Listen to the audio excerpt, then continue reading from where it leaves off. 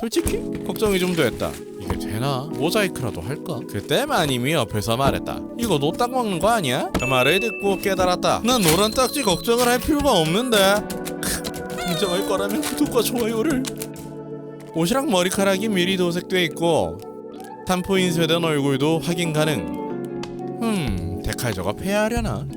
생명의 나무 같은 연질 고무 손파츠. 없으면 안 될 설명서.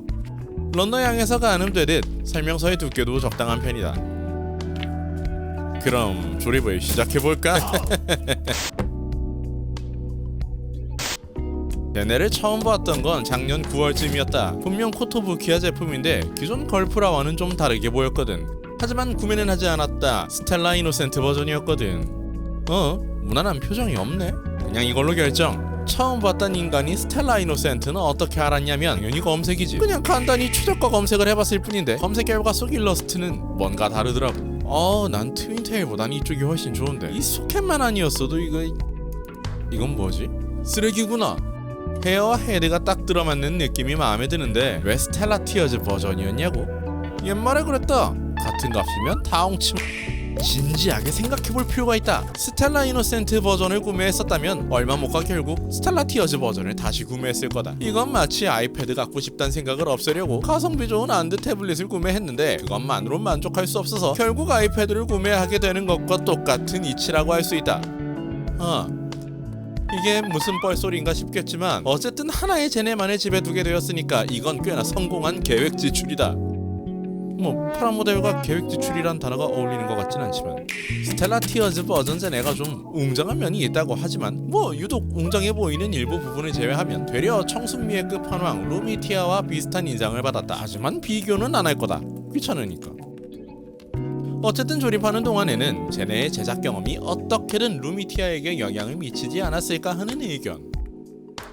일러스트 작가가 같은 사람이 아닐까 싶어 찾아봤는데 쟤네는 니디2D, 루미티아는 네코미로 서로 다른 작가였다는 사실만 알게 되었다. 실망이다. 얘들은 또 뭐지?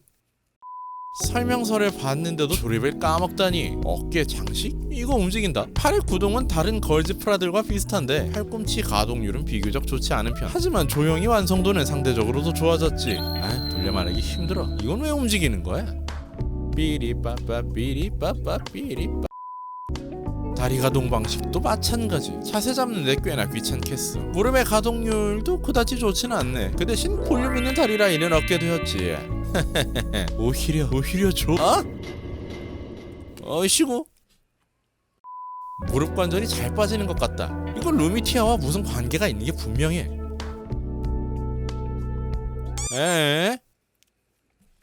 앵클 가드는 발목에 붙어있고 싶은 생각이 없나 보다. 이거 봐. 발목 위아래 운동 너무 잘 되고 좌우 비틀기도 아주 부드럽게 잘 되는데 발이 작아 앞꿈치 관절은 없다. 다시 앵클 가드를 붙여놓으면 다 무용지물이 돼버리고.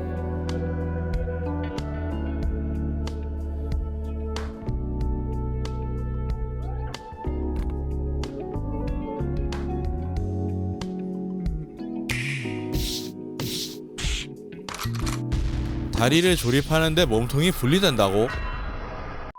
부랴부랴 설명서를 뒤져본 뒤 바디 조인트가 약한 것으로 결정. 그나저나 초반 노딱이 어쩌네 소린 왜 했던 걸까? 솔직히 무기의 사출 색상은 마음에 들지 않는다. 소체 색상과 어울리지 못하고 혼자서 완전히 따로 노는 듯한 느낌. 분명 게임 속에서도 동일한 색 조합이겠지. 폴리곤 상태에서의 조합은 잘 어울릴지 모르겠지만 현실로 나온 색 조합은 아무리 봐도 아닌 것 같다. 도저히 안 되겠다. 하나 둘 셋. 그래 이거지. 사실은 샵 특전으로 동봉된 부품인데 좀 밋밋해 보이긴 해도 소체와는 잘 어울릴 듯하다. 사실은 샵 특전으로 전용 스탠드를 기대했는데